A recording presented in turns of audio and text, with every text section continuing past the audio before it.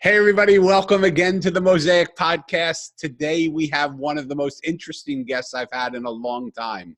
Her name is Myrna Lou Goldbaum. She is a Master Palmist, an author, and a soulmate specialist. So any of you who are out there who are looking for your lover, for your significant other, for your soulmate, she's able to look at the palms of your hand and your partner's hand, and she's able to tell you whether she will or not. She may hold it back because she may not want to leave you in the lust, but she's able to tell you that. And I want to share with you a little bit about her.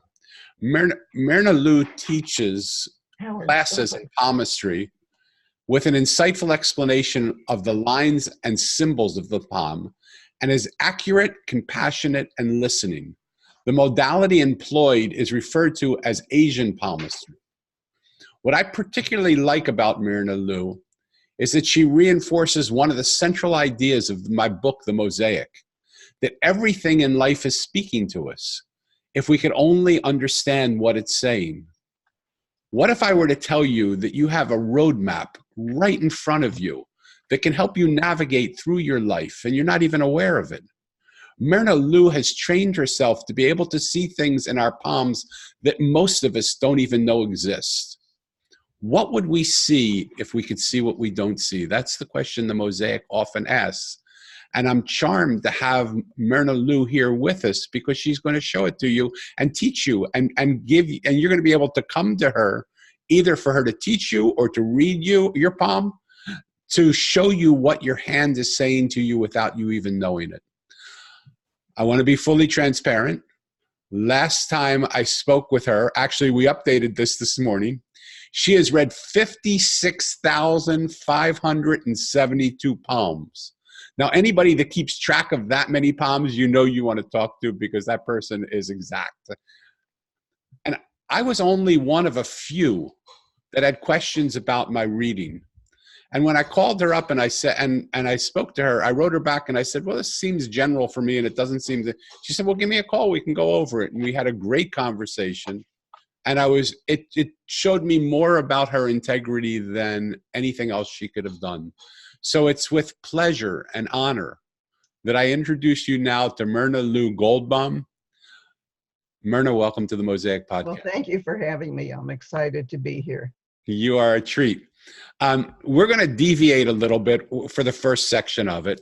And I want just people to get a sense of who you are and a little bit about the person behind the persona. When you were a kid, what did you want to be when you grew up? Well, I thought I wanted to be a writer, which I am. So I always wrote starting very young. I wrote short stories, I wrote plots, I wrote plays. And then one day when I was 10 years old, I got involved with palm reading and they said, write what you know about. And I do know about that. So that's what I write. Wow. Fabulous. So as a kid, you didn't want to be like a astronaut or like a little kid. You didn't want to be a doctor or a lawyer. You wanted to be I wanted to be girl reporter, just like Lois Lane from Superman. I got you. That was my hero. That was your hero. Fabulous. Yeah. And so growing up, what did people say was your biggest strength? I have leadership qualities and I am an organizer. Both of those things are pretty important in life. So even as a kid, were you the one that was corralling everybody together and leading through? I came up with the bright ideas. Let's put neighborhood plays on, and then we'd invite all the parents and charge them a nickel a piece. So you were making money even back then? Yeah, I was 10 when I was charging. Yeah. And how did the kids around you like that? Because sometimes the one that corrals everybody, they just want to have fun. Did you feel included in that? No, I felt like I was the teacher. You felt like and so I would organize it and tell everybody what they had to do, where they had to stand or sit, or what they should do in the play. And so that helped me to become more organized. I wrote the play that we put on. So you were a writer, a teacher, all that stuff right there. Right at 10, yeah. And so Did you have normal friendships growing up? Were you in reciprocal relationships, or did kids look up to you and sort of like a pair, like almost like a Some of my parent? friends have been there for 60 years. So since second grade, Wow. I've still got friends with people that I've known a long, long time. So when I make friends, it's forever. Wow. Love that. You can always use more. Yeah, always. Always. The world doesn't have enough friends, do we?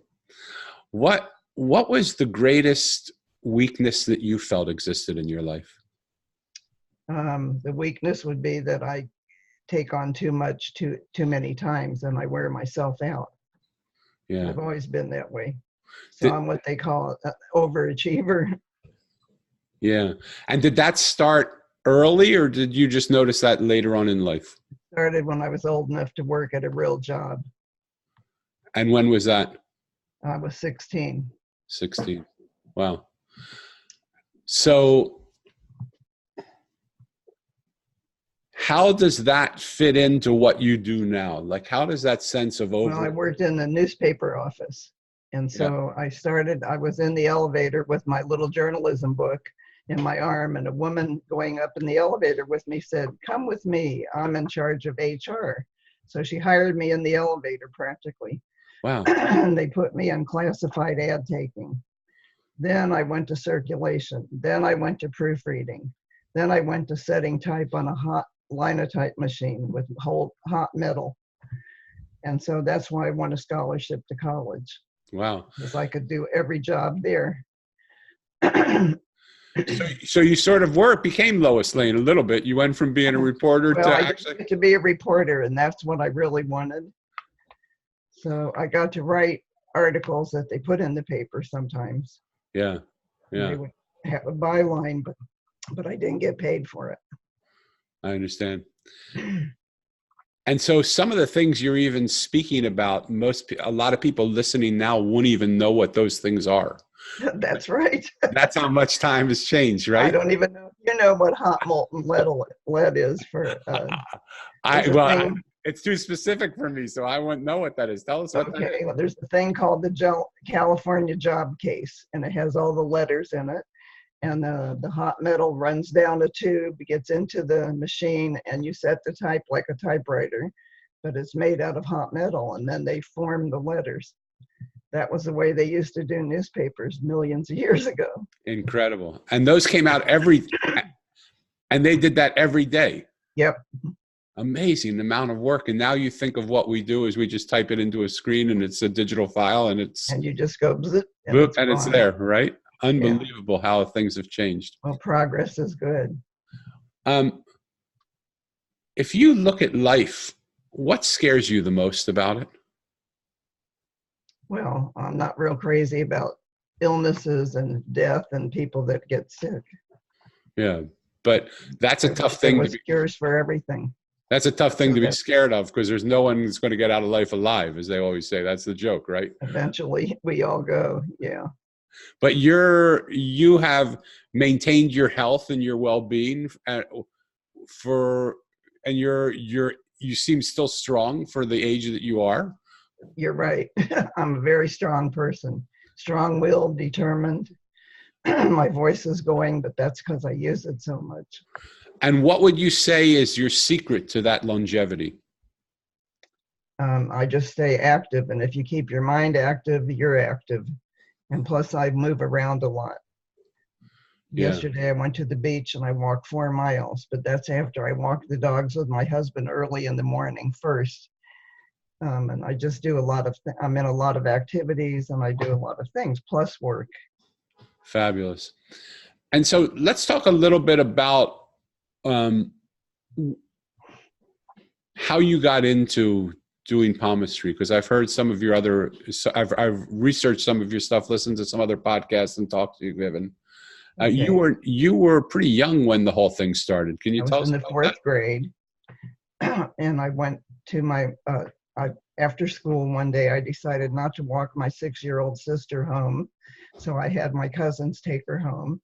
I jumped on a bus, had to transfer to another bus. I went to the hospital where my mother was a nurse. I showed up and I said, "Hi, I'm here. I want to ride home." And she said, oh, we can't leave. We have to stay 8 more hours. The next Wow. shift isn't here. And she was in charge of all the medicines and the narcotics. So we stayed. And after about an hour of getting antsy and making noise and carrying on, she pulled a book off of the volunteer wagon and told me to go sit down and read it. And she was so busy, she didn't have time to look at the title. She didn't look at the author. She just said, here. And she handed it to me, and it was a book on palmistry. Wow. So I had heard something, I had heard a little bit different addition to that, and I just want to know if this is true. I had heard that you were starting to, you had some ability where you were starting to tell people what they were thinking and feeling. Was that true? Well, that was because my intuitive stuff kicked in, and I could tell people, I could second guess when we're going to have a fire drill at school. I don't know how I knew that. I said it just came out of the ethers, but somehow I would know. Yeah. So that plus the palmistry, I didn't understand one word in the book, but I understood the pictures. And it was an illustration on every page. So after 7 hours of reading the book, I memorized them all. You memorized the pictures or the words? Yeah. Okay. I went home, and my sister, who was 6, she was in kindergarten or 1st grade, I read her hand. She was number 1. And to this day, she walks like this. And she won't let me look because she's afraid I'll find something. For those who aren't watching on video, she's putting her hands behind her back, hiding them so she can't, so Myrna Lou can't see them. So do you think that your ability to do palmistry came as a learned experience from reading that book? Or do you think it's a learned experience from reading that book and a strong intuitive nature that you have anyway? Both. It's the intuitive nature that I've always had. And when you do something a lot, like I do this a lot, it gets stronger. It's like a muscle, and you just work it till, and it's at the top now. I can't get any stronger than I am now. Wow. Because now I can see things or can sense things before I even touch the person if they're sitting across from me. If I shake their hand at the front door, I have the whole story. Wow. So I use my lines too, but. So what we did for this podcast is something we don't normally do, but because I know Myrna is really good at this, is I sent her two palms. So Myrna, will you take a look at either one of the palms, either Cami or Elisa, and give us a sense? And these, she just received these, Elisa, she received like 3 minutes before we came on air. And Cami, she receives probably last night or this morning when she woke up. So, this morning. So this hasn't been like she's been sitting with these for a long time. And you have to remember, this woman has read 56,572 palms. So with her intuition, I'm going to ask you to use your ability to see the lines and give and see what you see, and your intuition to share with us what you see. In which one do you want to do first? Well, I'm going to do Camila. Okay. Okay. So she's very young. So when I did her hand, I didn't know her age. So I just have to tell her what I saw there. So it shows that her background or her gene pool, people come between 90 and 91 years of age. But since she's young, she will have the opportunity to live to 120 to 130 because anybody under 50 could. But it shows way back in So hold history. on, pause for a minute. So you're saying now from seeing her hand, you see that she has the ability to live above 120, past 120 to 130 is going to be people her age. And the reason is technology, medicine, modern science, all kinds of things are going to come in. So when she gets to be the age I am now, they're going to go, don't eat the food. Everything on this planet will kill you. So what is she going to do? So people will drink water and breathe air, and they'll go way on. Wow. Way longer. People in Peru, way up in the mountains, are doing that now, and they live to 124. Yeah, and there's a lot of work being done in the world now with longevity and with stem cells and with all sorts of things that are going on that are extending people's lives. But it's interesting, you see that in the hand. Do you see that from the lifeline, or do you know that from your ability to? I do 5 basic lines. So the first one I look at is the lifeline on everybody. And hers just shows she's going forever, long time. Okay. It shows she had a lot of ear, nose, and throat issues as a young child, but the allergies are all that's left from that. She doesn't have anything life-threatening. On her lifeline, it shows she's got extra strength for self. So that means she's a determined person who's pushes herself. We call that a sister line when it's a double thickness on the lifeline. And the lifeline is the first line under the fingers about an inch down, starts on the baby finger side and goes towards the middle of the hand, towards the index finger. And hers shows double thickness there. And when it's a double thickness, it means you, yourself, and you. It's extra. So that's really good. Everybody doesn't have that. So let me paraphrase for people who don't quite know, and just make sure I know what I'm saying is correct. That when you see that double thick line, this is a person that has a strong sense of self, or that's or is committed to self, or has determination. What would that? All the above. All of the above. Perfect. It means it's really good to have that. Okay. Fabulous. If a man has it, we call it a brother line. This is called a sister line. It's like a sister plus you seeing the world. So I call that a double thickness there. At the end of her life, she will not be a burden to anybody, be able to take care of herself, and her IQ is pretty good, but it's mostly street smart, not school smart. So it means she can figure people out, places out, things, situations, what to do. Would that be termed in this world that we live in sort of she has empathy or empathic abilities to, or not that? I don't think so. I can't see that. I don't know at her age. I don't know. But when somebody's street smart, it means if they went for an interview for a job, she'd get it because she could read the person who's interviewing her, and she would be able to intuitively know, this is mine, I got it. You don't have to worry about it. She's sensitive and her lines are delicate, which makes it a bit more difficult for me to see it, but I saw it. And it says she wants to learn something every day, so her IQ is growing all the time. She has a mind that never quits, never rests, constantly thinking of the next project or things she wants to take on. She has no fear. She shows she likes to take on projects or different things and do them. She has 4 past lives, so she's 400 years old plus now, because I count each past life as 100 years, even though nobody lives that long. So she could have lived during the time of Christ and died at 36, which would have been normal back then, but I count it as 100. So she's 400 plus now. Usually if a person learns a lesson in one of their past lives, they don't repeat it. She repeated a mistake. She drowned 2 times. Most people only drown once, and then the next lifetime they're careful. So time out. How do you see that in their hand?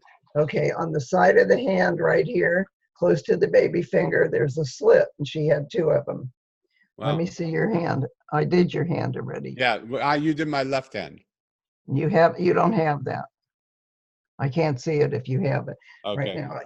I did do your hand. That's right. Yes, yeah, you did. So it says out of the 400 years, 200 of them were wasted in water. She passed away in water. But the other 2 were normal. I see that she eats a lot on the run because she's busy. So she doesn't sit down and always eat a meal. And she has a lot of things she's doing all at one time or thinking about. It says she was a poor eater as a young child, but she outgrew it. And I think she needs to walk barefoot on the grass to release pressures that she feels sometimes. I think she feels overwhelmed. When babies are born, every mother of newborns, God gives each one of the mothers 2 animal guides that are about this big, and they're no bigger than that. They never get any bigger, and it has to be a non-domesticated wild animal. I don't know what hers are. I know what I got. But whatever she's had collections of her whole life or always been drawn to, those are her animals. So somebody will say, I love butterflies, and somebody else likes dolphins, or somebody loves elephants. They still only are this big. Right. So we have guardian angels, which are humans, and you have animal totems or animal guides. So she has 2 guardian angels, and those are people that died since she's been born, who passed away, And instead of ascending and going up, they hang out with her. So they get buried or cremated, but they don't leave. And when she leaves, when it's her time at 120 or 130, they'll leave with her. Forever. Then I did the love line. And so the love line is on the other side of the hand. It's on the thumb side here. And it looks like this. It looks like two people tie the knot. Only in her case, she isn't married yet, but it means that's what's coming. So it says her hormones came in early. She found the boys at 12 or 13, and she would have been in 7th or 8th grade then. And she went up and down with heartthrobs, but the boys didn't know it because she kept it a secret. She didn't go to their house or call them up or go to their locker because she was shy. But then she outgrew that a little bit, and she's better now. And I think she's just now starting to date. And she's had crushes that they didn't know about, but now she's more forward about it. I see she'll have a connection with someone in her late teens, but she doesn't get married till the late 20s. So time out for a minute. Okay.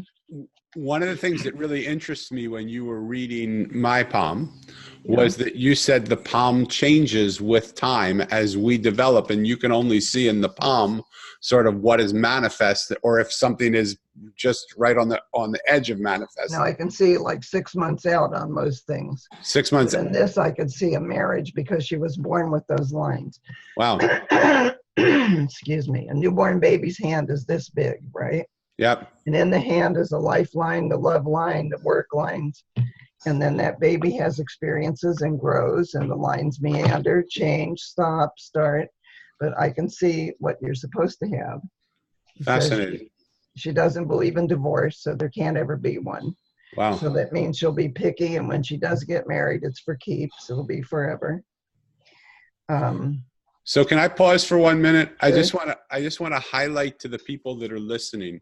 This is less about hearing or reading and more for you to understand how much information we come in with already as a baby in this little tiny palm.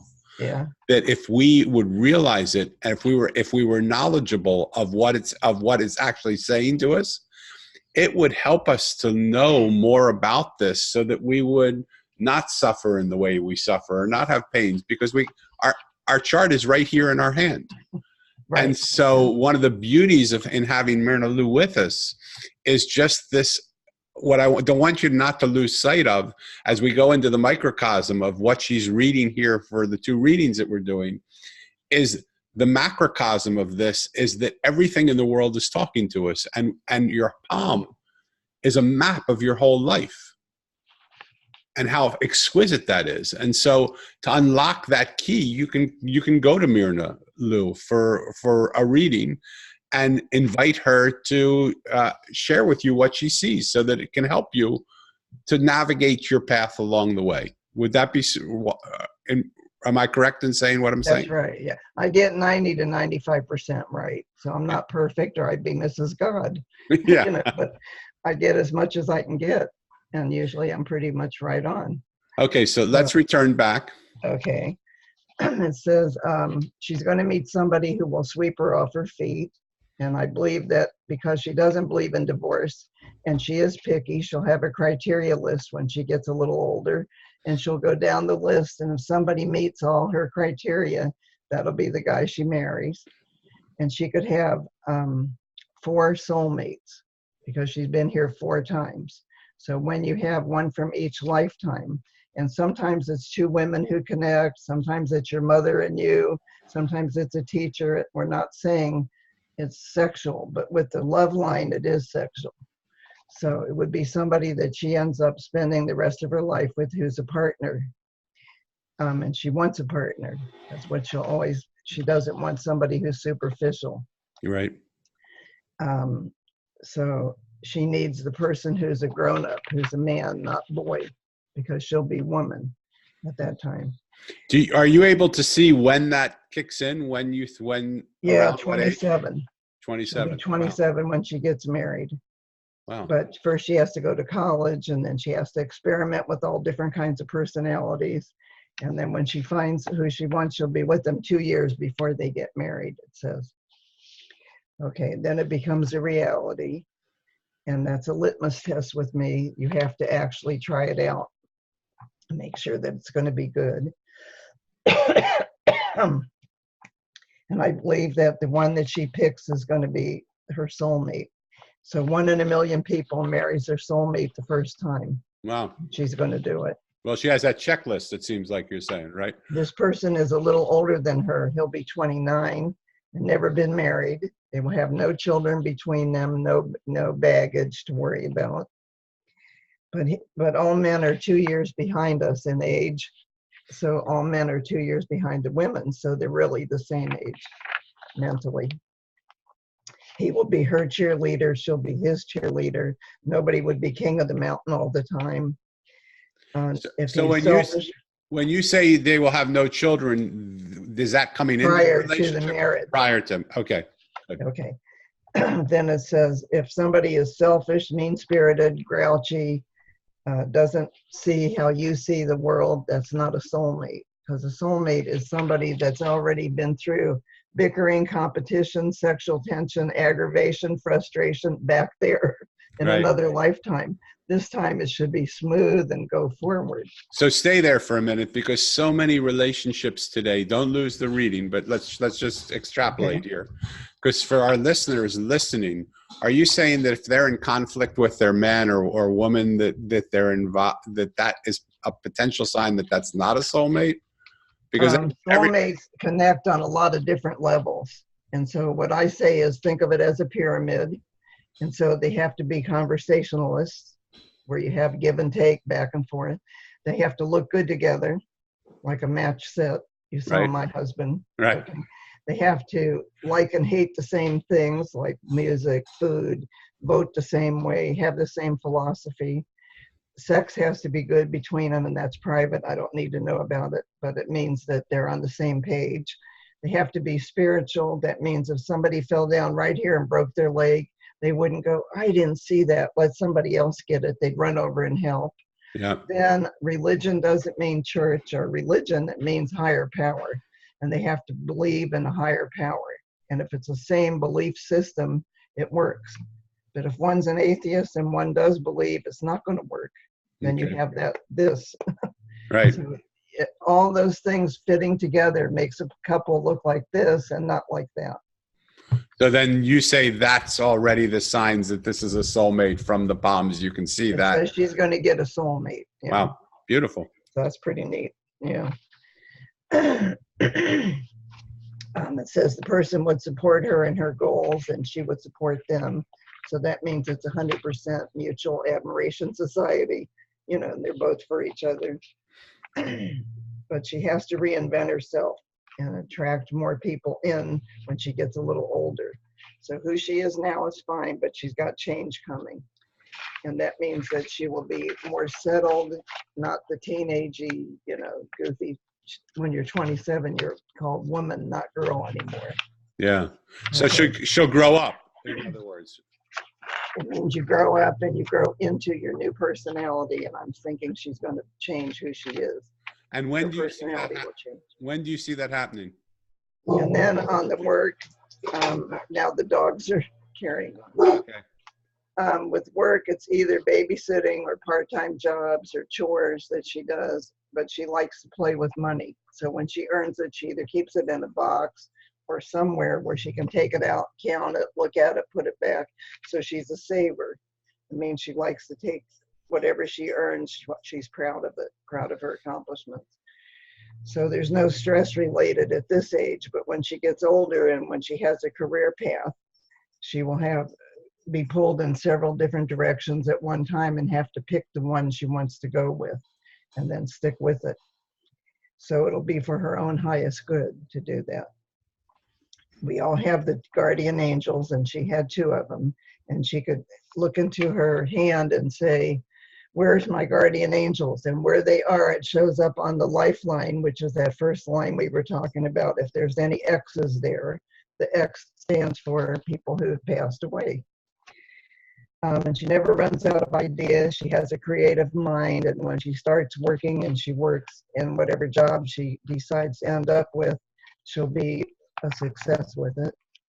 And that she has a lot of miscellaneous symbols on her hand that I didn't get into, but I will talk about reproduction for just a minute. Hold on one second. Everybody on the baby finger has a crack where your finger is connected to your hand right here. And there's little lines, and male lines look like this and female lines look like that. So for some reason, she's very fertile and she had 6 lines. Most people have 4 there. So that means that she could have 6 children. Nobody's going to have 6. I think that she'll have 2. Maybe she gets talked into the second one. And then on bracelets, everybody has bracelets on their wrist right here.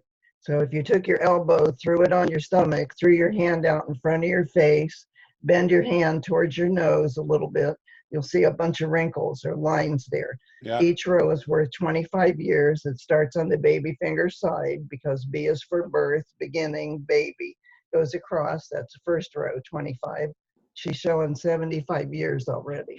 So anytime those lines come in early, it's a good thing. Mine come in as I live them, but everybody's genetics are different. And my relatives aren't hers. Excuse me, something is moving and there's static in your voice. I want to try and have you have static free, because sometimes you have no static and sometimes you have static. So I don't know where your microphone is, but if we can. I wasn't moving. Okay. All right. So something's happening. On her bracelet, she has 75 years showing, which is very good. One of the things that's wrong is she has a lot of self-talk in her head. And when you have that, you can talk yourself out of things or sabotage ideas, and she should let that go. It shows her sleep. Her mind is buzzing all night long when she should be sleeping. She's thinking of all kinds of things. But she gets great ideas in her sleep, and when she wakes up, she forgets them. So I'm saying she should have a pad and paper next to the bed with a pen or a pencil and jot down what she's thinking about. And it says when she dreams, she's the star in all her movies, all her dreams. That was hers. Fabulous. Okay. Fabulous. So that was like a half hour of my time because I wasn't a full reading, but it was a half, Wow. So what I want people to understand from this is that when you contact Myrna, this was not a full reading, but look how complex and complete what information she gave you already.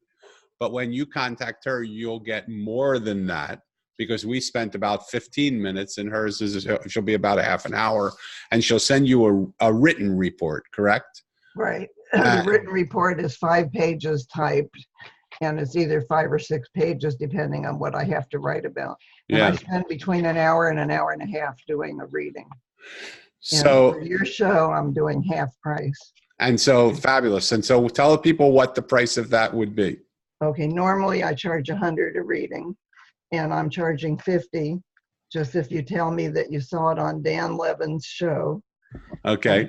If you see it here on the Mosaic or whatever you're calling your show, then I would give them that benefit. So for anybody listening or seeing this, if you want a palm reading, Myrna Lou has been kind enough to give a half price discount on this, where if you just say, I saw you on the Mosaic podcast, Myrna Lou will then adjust your price from $100 for the reading to $50 for the reading. And you but they have to email me, because that link is, I have to send them the link. It isn't on there. Okay. For everybody. So you'll email her, and we'll leave that information in the show notes of how to get in touch with you, and okay. And you'll give that to me, and we can put that in there. So it's really easy for people to do that. So I'll also. You're fading away. I can't hear you. Okay. So what we'll do, we have a weird connection here, but that's okay. What we'll do in the show notes is we will say that we'll give your email to people, and we'll give the discount to people, and we'll give the website, and we'll list all of those things so people can get a sense. And so you can get now this thing that you use every single day will be a valuable tool for you, because it will actually give you insight as to how you're living your life. So Camilla, just for those of you who don't know, is a 15-year-old girl. And she's going to be thrilled when she gets this result, because I put it out to people. Does anybody want a palm reading for the show? And she was, yeah, I want to know. And so It's exciting to do. Myrna does this in corporations. She does this in parties. She does this in spiritual fairs. She does it wherever people are congregated. But more importantly, she can do it just for you personally through this email and this link that we're going to do. Okay, let's go back a little bit outside. So we just go to the show a little bit more, and then we'll come back and do one more reading if we can. Okay. Did you ever dream you would be doing what you're doing now when you were a kid? No, had no idea. I just thought I was doing it for fun. And so when I was 10, I would just read the mailman, the milkman, everybody that I ever came in contact with, all my friends, people in school, the teachers. You know, then when I was 16, I was real popular with the boys because they would say, "Are we going to win the football game?" Right. You can't see that on a hand, but I'd say, "Just a minute, let me look." And, you little sneaky thing, you. Yeah. Then I got married the first time, and every time we met couples or we were at gatherings, I would do hands just for fun. I didn't charge. Wow. You know, so I got better, and now I can't get any better. So when was that moment where you went from, oh my God, this is just something that's fun and I like doing this for everyone, to the point that you got incredible feedback and you said, well, I'm going to try and make this switch? Because what were you doing before that? What were you working in corporate? And when you work, you don't have time to do fairs and all kinds of things. Right. And I got married this time, and my husband said, "You're charging $5 to do an hour on someone? What are you, crazy? Charge 20." And we live near Boulder, Colorado. So I charged 20, and I didn't think anybody would come. And Wow. They all said, "Oh my God, you should charge 30, 35. We don't just pay 20 for this." So over the years, it went up. And even for the discount that you're giving, $50 is nothing. I mean, people spend that for lunch. Or for a bunch of lattes. Or a bunch of lattes. So this is really a beautiful offer that you're giving people. Yeah. So when did it start to be that people started to say, oh my God, I can't believe? Well, in 1996, I got a website up. My husband made it. He put it up. And then I did one radio show that I quit corporate in July 31st. August 1st, I did a radio show, a drive to work show, and I booked 435 people from Oh my God. It made my career. Oh my God. I said, oh my God, I better do this full time. And we made a cookie monster out of me because it went from doing a few here and there to doing a lot to doing 10 a day every day for month after month after month. Wow. So I was going to ask you. I was going to ask you how you got the courage to change professions, but you didn't even need the courage because as soon as people started telling me, "Oh my God, you're right," I had to do it. That's all. Yeah. So for people who are thinking that there's something they love, that they're really good at, that people have said to them, they're right, they have good insights, they're a great artist, or they should do this, but they're stuck in their corporate or they're stuck in their job. What would you recommend to people to be able to make that shift like you did? Well, first of all, this was an avocation that became my vocation. But if a person has a hobby or something that they like to do, they should find time to do it, even if they have to work. You know, most of us have to work. Yeah. So people who are working can't do it 8 to 5, but you can do it after hours or on the weekends or whenever. So my suggestion is if you have something that draws you and says, come here, go for it. Yeah. And have there ever been times where people have, like, there are a lot of people that will have that and they'll get that draw and they'll say, come here, and then they'll go to that and they'll fall flat on their face. Right, what would you say? Well, you have to learn. Yeah, what is that? If isn't really your thing and you thought it was, then you just back away and you do something else. Yeah. You know, but if, for instance, if somebody always wanted to be a teacher and they've been working for a lot of years not teaching, and they don't have a degree, they take their night school classes on the computer, get the degree, and become a teacher.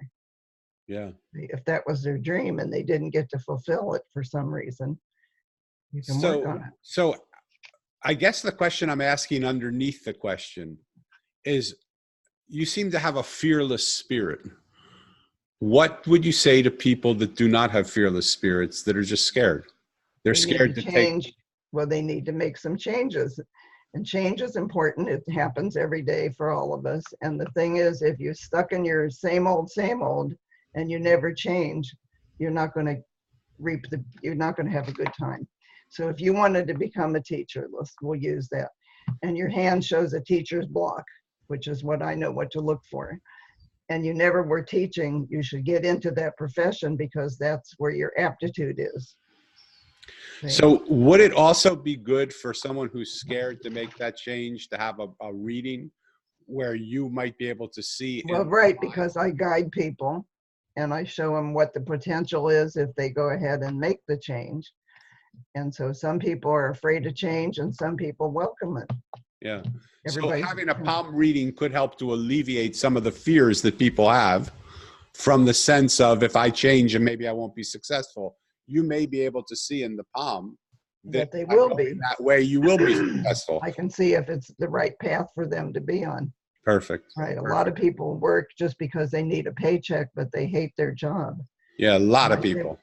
So I say, if you like what you're doing and the paycheck is there because we need it, don't worry about it. If you hate what you're doing, think what you would like to, what industry you'd like to be in or what you'd like to do, and then work towards that goal. But the beautiful thing, that sounds great, and that's a nice self-helpy sort of inspirational thing to say. But you have the ability to actually look into a person's palm and say, if you do make this change, it looks like it's going to have success, right? And so I can tell people when they're going to get a job. I can tell people when they're up for a job. I could tell people when they're going to get passed over, and I don't candy coat it, but I say, you know, that really wasn't a fit for you anyway.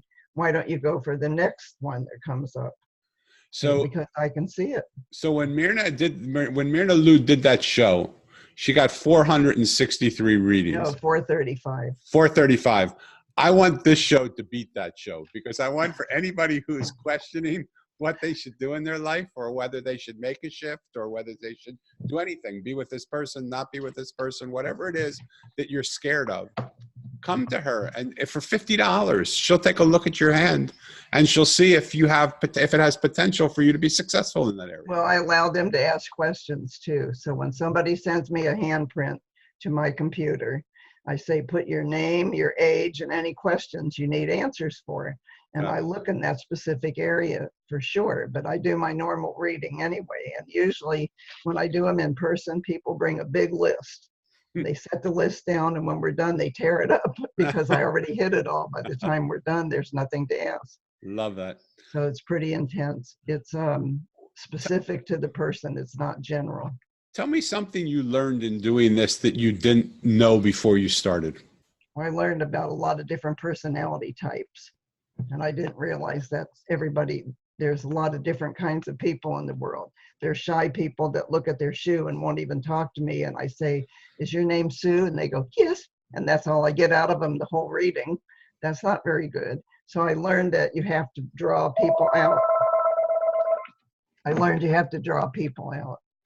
And as you're drawing people out, the phone's ringing. So people are okay. As you're drawing people out, the phone's ringing. So something's actually happening here. So yeah. Right. Yeah. Let's go to reading. Let's go to hand number 2. Okay. So this is Elisa, and it shows that her heredity, or her life gene pool, is 89 to 90, and that would be grandparents or parents, or the family.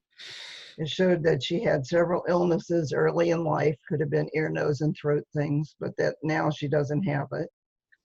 It doesn't show any major illnesses at all. On her lifeline, it says that she's really strong, strong-willed, strong-minded. On her love life, it says she has a nice big V, and the V is 2 people tie the knot right here, and it shows a connection. But I think that she had one marriage and it terminated, and the connection I see now is the one that's going to be for the rest of her life. And it shows that she's either with a soulmate now or will be soon. So to me, a soulmate is somebody from back there in another lifetime. And on her work, I did this in less than 3 minutes. I just hurried up and wrote it up. Her work line says she's done many different things already. She's a hard worker. She gives a lot of effort in anything she does. She's almost a perfectionist at work.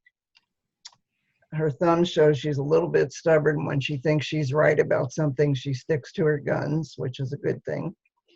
Her reproduction shows she could have 4 children, and that's a normal amount that most people show on their hand. Doesn't mean she'll have 4. The male determines the sex, but she's showing all girls, but it doesn't matter. She could have all boys. Then the bracelets, she's showing 3 rows, same as the other one, which shows 75 years. But the bracelets here are made up of the letter O, a letter C that's squishy like that. When you find a solution to a problem, the C becomes an O.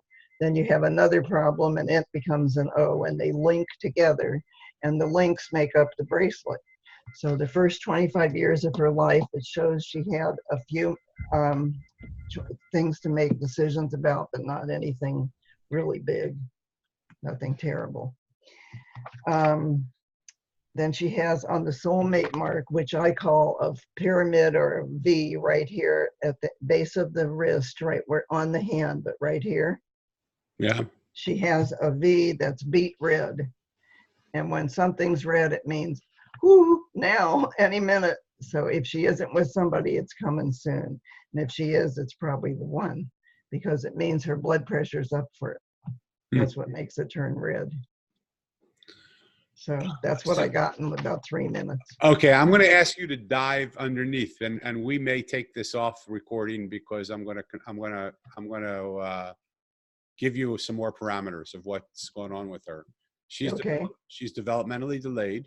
She has a hard time speaking. I can't hear you. Elisa is developmentally delayed. Okay. She has a hard time speaking. Most people don't understand what she's saying. She's been in special ed her whole life. Okay. Lives in a group home. She has very little. She's a very social being, but she has very little relationship to the world around her. She's not a worker. She tries very hard. Some of the things you're saying I can really see because she tries extra hard, but it's not that she achieves any of that. And so I want to ask you with those parameters, if you still see the same thing. Yep. Still see it. So that means that perfectionist might mean that she has to do something over and over and over to get it right. Okay. But that she wants it to be right. And it says she's stubborn because she won't give up. She won't quit. Okay. And then the sexual illnesses early in life could have been ear, nose, and throat. She could have had something that made her developmentally slow. And the love line, maybe she's going to meet another person that's just like she is. Okay. Because sometimes that happens. Yeah. And then on the work thing, if she doesn't work, it means even getting dressed is work, or making a bed is work for her, where other people can make it no problem, and she has to fight it and, struggle to do it. So it actually does all fit. Okay, cool. Anything else you see now through that parameter? No. Her lifeline is long. So that means that she's healthy. As far as that goes, her heart's strong, she's healthy, she's, all that stuff. So it's just, that's her lot in life, is to be slower witted than some people. So when people come to you for a reading, and I think I heard you say this, but I want to get clear on it. Are there things that you see that are difficult things that sometimes you don't share with people because you don't feel it's your place to? No, talk to me about that. I don't hold back. So you don't I hold tell back. the truth. So if I see somebody's hand and I see that they broke the law, I say, I see you broke the law. I've had 2 murderers, a kidnapper, an embezzler, and every one of them I called them on it. And they said, oh, I gave that 100,000 back to IBM. I served my time. I'm not really worried about that anymore. But the thing is, it was on their hand. Right. I saw it. So you don't see any sign in Elisa's hand that she's developmentally delayed? No, I didn't look for that. I only had 3 minutes to Right. look. No, totally. I understand. And that wouldn't be on, I wouldn't have seen it. You wouldn't have seen something like that. Mm-mm. So what determines what you can see and what you can't see? Because it's really significant. For instance, I can get a blind person's hand. And when I get their hand, I know they're blind. I don't know how I know that, but I say, oh, this person can't see. So I describe the whole thing and somebody has to read it to them, Huh. right? Because they're blind. Or I get somebody who can't speak, but somebody can speak for them. Yeah. And so I'll read the person's hand and the person interprets right next to me. I've had some funny things happen, you know. Yeah, I bet. I bet you Well, have. I've done blind people who have to feel my face while I'm Wow. reading it. And Wow. I just sit there and do my reading and let them do it, you know. Yeah, totally. Totally. So that's why we're going to wind up, because I want to be respectful of your time. And I want to ask you what I ask every single person that comes on the podcast. Okay. And there's just 3 more questions. So if people were to get their palms read, what's your goal in having people get their palms read? To What is help it? somebody find the right path to be on if they're not on the right path. My mission is to listen and help. So that's why I said they could ask questions, Right. because I listen to the question and then I go look for the answers. If they don't have any questions, then I just do my shtick, you know, I do my Right. normal thing. I like to be able to guide people. Yeah. Yeah. And that's what sometimes they need a little push out the door and I help. So in looking at the world we live in today, Okay. is this the world you always dreamed of handing over to your children and your children's children? It's not such a good world right now, but I would rather it would be a little better, but we can't change it. Okay. You know, you have to live with what you have. I think that we have a lot of stuff that could be better. So what would you recommend as one thing that you would love to see get better, so that the world you handed over to your children and your children's children is one that you were proud of? I think we're an intolerant society. We don't tolerate a lot of things. And so the homelessness is terrible. Nobody likes it, but it's out there. So I think we should have more homeless shelters and ways to get those people rehabilitated. That's one thing. Then I don't like that our country goes to every other country and gives them aid, sends them soldiers, and we take care of everybody, but we don't take care of our own. And I think that should change. You know, there's a lot of things that are not perfect. And this is totally off anything that I was ever thinking, but do things have palms? Like, does the world have a palm? No. So there's no human thing. This is a human thing. This is a human thing. So there's no way to look at the palm of the world, so to speak. No. And see what's going on with it. No. Okay. Can't read animals either. Interesting. Somebody once said to me, "Can you read your dog's paw?" No, you can't read a dog. Yeah. You know. So, well, there are probably people that are dog readers, but those would not be Master Palmistry, right? What you do. Right. They're called animal communicators, and they do something different. Yeah. Yeah, totally. I hope I want to just wind it up just with a summary for me of what I experienced here. And I want to thank you so much, Myrna Lou, for coming, for being on the show, fun. for taking palms in 3 minutes before you got on the air and looking at it. And I would love to go, there's the notes that you go in.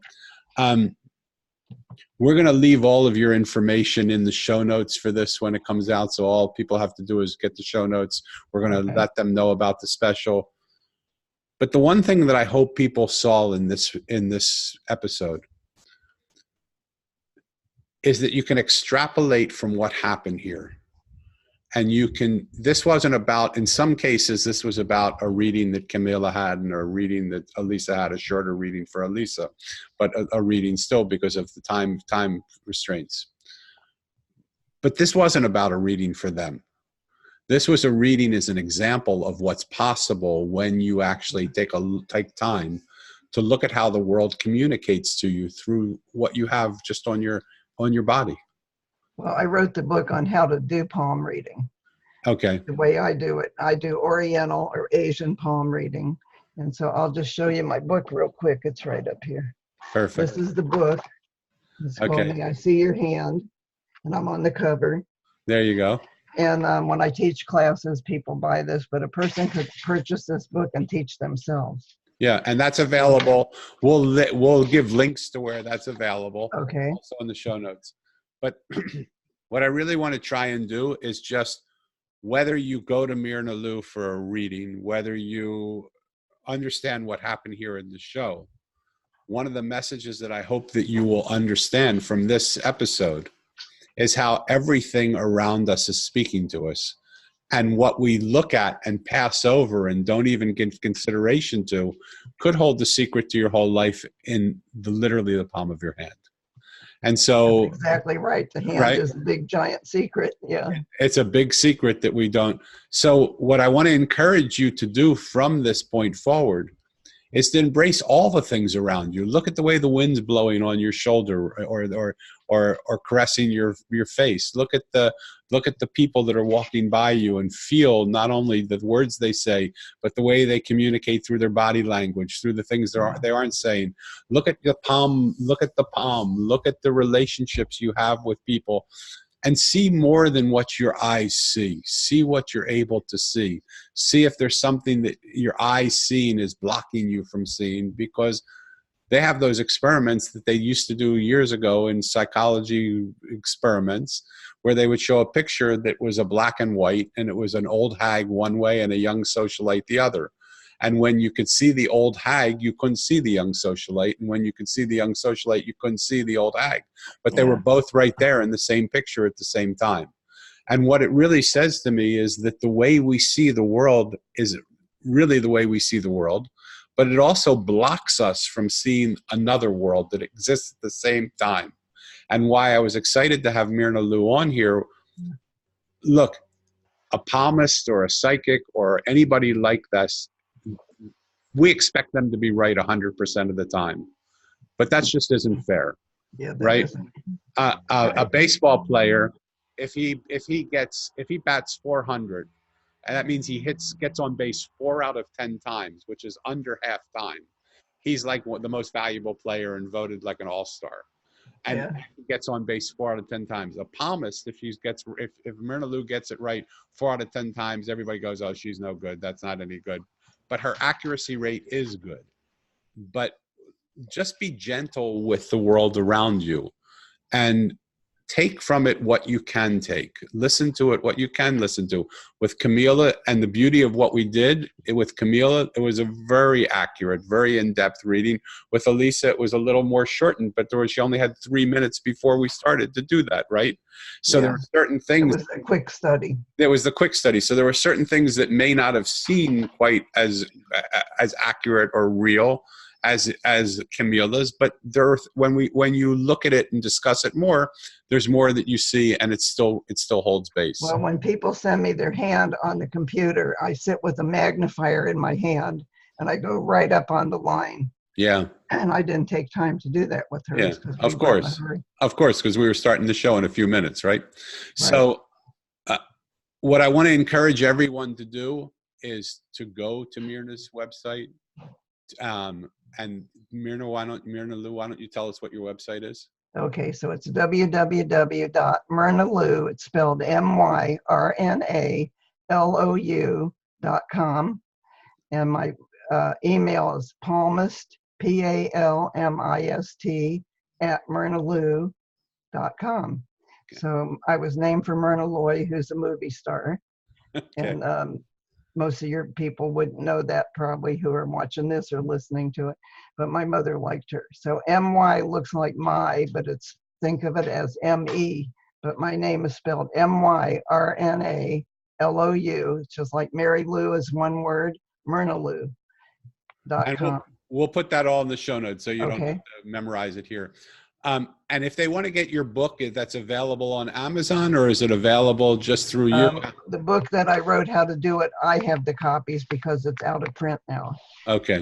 The other 3 books that I wrote are available through me or Amazon or Barnes & Noble. Okay. And again, we'll have show notes in there of what those books are. Okay. I want to encourage you, if you're intrigued at all, to take Myrna Lou up on her special, $50 for a reading that's normally $100, and see if a few lattes give a new insight into your life that you didn't have before. I want to thank you from the bottom of my heart for being our guest on the show, Myrna Lou. Thank you for having me. And for all of our listeners, I want to encourage you to continue to listen. If you like this episode, please give a good review. Please like it on iTunes, and continue to listen as we bring incredible guests from around the world. We love this idea of you being a fly on the wall of discussions we have with people that you would never have an opportunity to have. Yeah, it's a good idea. And invite you to have those discussions too. So thank you again, everybody, and we'll see you next time. Okay, bye-bye. Bye-bye.